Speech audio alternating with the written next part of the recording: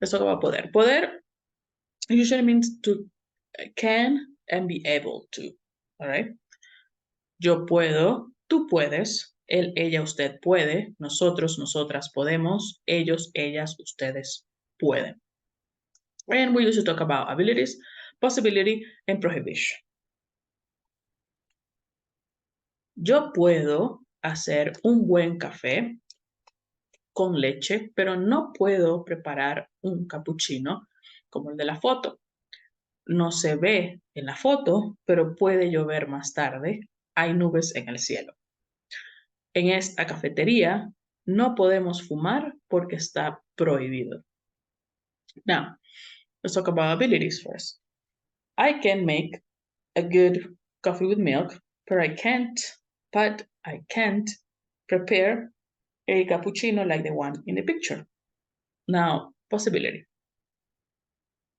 You cannot see in the picture, but it can rain, or it's possible to rain later. There are clouds in the sky. And about prohibition. In this coffee shop, we cannot smoke because it's forbidden. All right. Más ejemplos, more examples. Habilidades. Abilities. Ella puede tejer hermosos suéteres. She can knit beautiful sweaters. Ella no puede cocinar, así que compró una ensalada en el supermercado. She cannot cook, so she bought a salad in the supermarket. Talking about abilities. She's able to knit. She's not able to cook. Possibilities.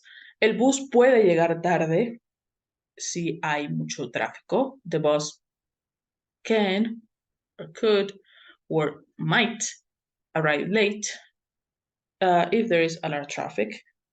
And puede ser el perro que mi vecina está buscando. It could be, it can be, it's possible. Is the dog that my neighbor is looking for. En prohibiciones. Los niños pueden correr fuera de la escuela. The kids can run outside the school. No podemos nadar en esta playa. We cannot or we are not allowed to swim in this beach. Thank you so much for watching, liking, and subscribing to my videos. That really helps me to create more and better content. I invite you to join the Spanish Language Hub, which is absolutely free. Here, you will have access to several resources, including unedited videos, audiobooks, exercises, flashcards, and regular interaction with me. We will also have Q&A and conversation sessions live on Zoom twice a month. Again, all of this 100% free. I look forward to see you there. Adios.